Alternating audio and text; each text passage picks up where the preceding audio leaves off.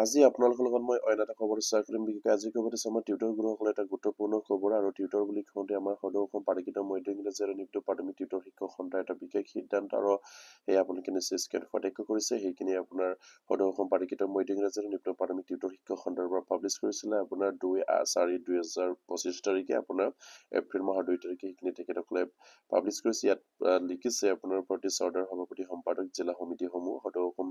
পাৰিকৃত মধ্য ইংৰাজী আৰু নিম্ন প্ৰাথমিক শিক্ষক টিউটৰ সন্থা ইয়াত কৈছে আমাৰ জিলা সমিতিসমূহৰ সভাপতি সম্পাদকলৈ তেখেতসকলে উদ্দেশ্য এইখিনি বাৰ্তা প্ৰেৰণ কৰিছে আৰু ইয়াত বিষয়টো খুবেই এটা গুৰুত্বপূৰ্ণ বিষয় যিহেতু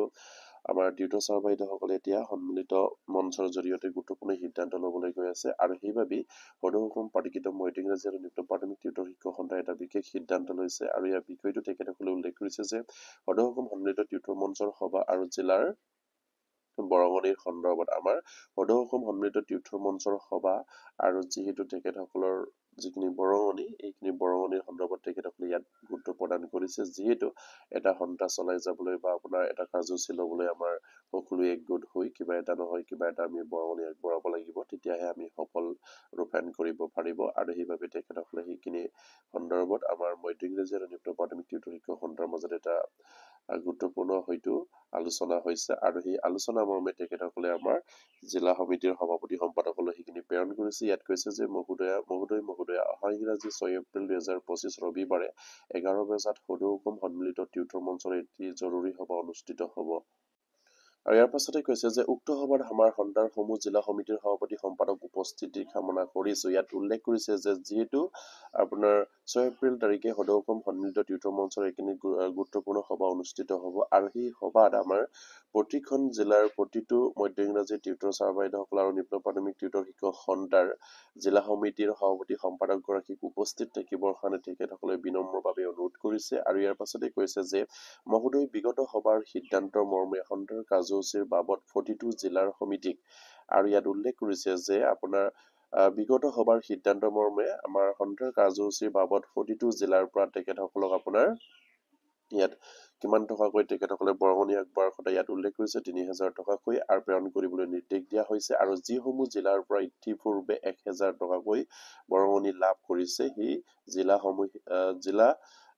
টকা প্ৰেৰণ কৰিছে মানে ১,০০০ টকাকৈ প্ৰেৰণ কৰিছে সেইসমূহ জিলাই প্ৰাথমিক এই জিলা সমিতিসমূহলৈ আপোনাৰ ২,০০০ টকা প্ৰেৰণ কৰিবলৈ জনোৱা হৈছে বুলি ইয়াত উল্লেখ কৰিছে যিসমূহে অলৰেডি আমাৰ সদৌ অসম সন্মিলিত টিউটৰ মঞ্চক ১,০০০কৈ যিসকলে বৰঙণি আগবঢ়ালে তেখেতসকলে এতিয়া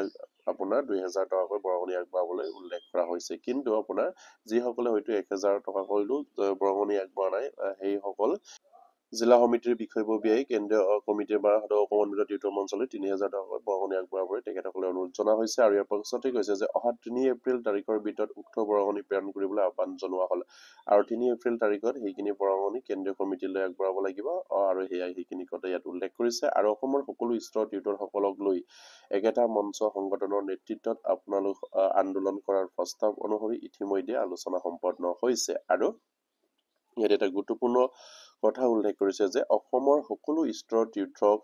টিউটৰ হৈ একেটা মঞ্চ আৰু সংগঠনৰ নেতৃত্বত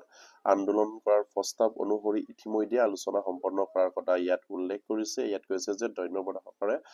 ভুৱন শৰ্মা মুখ্য সাধাৰণ সম্পাদক আমাৰ সদৌ অসম মধ্য ইংৰাজী আৰু নিম্ন প্ৰাথমিক টিউটৰ শিক্ষক সন্থাৰ আমাৰ মুখ্য সাধাৰণ সম্পাদকগৰাকীয়ে সেইখিনি বাৰ্তা প্ৰেৰণ কৰিছে আমাৰ জিলা সমিতিসমূহৰ বিষয়ববীয়ালৈ আৰু সেয়া খুবেই এটা গুৰুত্বপূৰ্ণ বিষয় যিহেতু আমাৰ টিউটৰ শিক্ষকৰ সমস্যা সমাধান কৰিবলৈ হ'লে অসমৰ ৰাইজৰ লগত নিশ্চয়কৈ আমাৰ একেলগ হৈ আমি অসমৰ চৰকাৰক বা অসমৰ ৰাইজক আমি অৱগত কৰাব লাগিব যে আমাৰ টিউটৰ শিক্ষকৰ সমস্যাখিনি অসম চৰকাৰে বৰ্তমানলৈকে সমাধান কৰা নাই আৰু সেইবাবেই আমাৰ সকলো স্তৰৰ টিউটৰ ছাৰ বাইদেউসকলে একেটা মঞ্চ আৰু একেটা সংগঠনৰ নেতৃত্বত তেখেতসকলে আন্দোলন কৰিবলৈ হয়তো সিদ্ধান্ত ল'ব পাৰে বা অন্য ধৰণৰ হয়তো তেখেতসকলে কাৰ্যসূচী ল'ব পাৰে যি ধৰণে কাৰ্যসূচী ল'লে আমাৰ সমস্যাখিনি অসম চৰকাৰে গুৰুত্ব প্ৰদান কৰে বিশেষকৈ মাননীয় মুখ্যমন্ত্ৰীৰ দৃষ্টিগোচৰ হৈ আমাৰ সমস্যাখিনি সমাধান কৰাৰ সহায় কৰে সেয়ে আমাৰ সদৌ অসম সন্মিলিত টিউটৰ মঞ্চৰ নেতৃত্বত এটা গুৰুত্বপূৰ্ণ হয়তো এই সিদ্ধান্ত ল'বলৈ গৈ আছে আৰু সেইকাৰণে প্ৰতিগৰাকী টিউটৰ ছাৰ বাইদেউসকলক তেখেতসকলে হয়তো সাজু হৈ থাকিবলৈ অনুৰোধ জনাইছে আৰু জিলা সমিতিৰ বিষয়ববীয়ালৈ অহা 6 এপ্ৰিল তাৰিখৰ যিখিনি সভা অনুষ্ঠিত হ'ব সেই সভাত উপস্থিত থাকিবলৈ নিৰ্দেশ দিয়া হৈছে আৰু প্ৰতিখন জিলাৰ পৰা ৩,০০০ টকাকৈ বৰঙণি তেখেতসকলে বিচাৰিছে আৰু ইয়াৰে যিসকল জিলাই ১,০০০ টকাকৈ বৰঙণি দিছে সেইসকল জিলাই হয়তো ২,০০০ টকাকৈ বৰঙণি আৰু প্ৰেৰণ কৰিলেই হ'ব আৰু যিসকলে সম্পূৰ্ণৰূপে দিয়া নাই তেখেতসকলে ৩,০০০ টকাকৈ বৰঙণি দিবলৈ ইয়াত অনুৰোধ জনোৱা হৈছে আৰু সেইখিনি যদি বৰঙণি যদি আগবঢ়ায় তেতিয়াহ'লে নিশ্চয়কৈ আমাৰ সন্থাৰ কাৰ্য কৰাত অসুবিধা নহয়। যদি সেই বৰঙণিৰ যদি সমস্যা আহে তেতিয়াহ'লে নিশ্চয়কৈ কামবিলাক কৰাটো অসুবিধা হয়। সেইকাৰণে প্ৰতিখন জিলাৰ টিউটৰ ছাৰ বাইদেউসকলৰ বিষয়ববীয়া এইখিনি অতি সোনকালে তেখেতসকলে এইখিনি বৰঙণি আগবঢ়াব লাগে আৰু সেই প্ৰতিগৰাকী টিউটৰ ছাৰ বাইদেউসকলক এটাই অনুৰোধ কৰিম আপোনালোকে সদৌ অসম উন্নত টিউটৰ মঞ্চৰ জৰিয়তে যিখিনি এই কাৰ্যসূচী হাতত ল'ব সেইখিনিত আপোনালোকে 100% অংশগ্ৰহণ কৰিব লাগিব আৰু যদিহে অংশগ্ৰহণ নকৰে তেনেহ'লে নিশ্চয়কৈ আমাৰ সমস্যাভাগে থাকি যাব আৰু সেইকাৰণে 100% আপোনালোকে অংশগ্ৰহণ কৰিবলৈ চেষ্টা কৰিব আৰু প্ৰতিগৰাকী টিউটৰ ছাৰ যাতে এইখিনি খবৰ পাই আপোনালোকে শ্বেয়াৰ কৰিব আৰু আজি ভিডিঅ'টি ইমানতে শেষ কৰিলোঁ। নমস্কাৰ, জয় আইকম।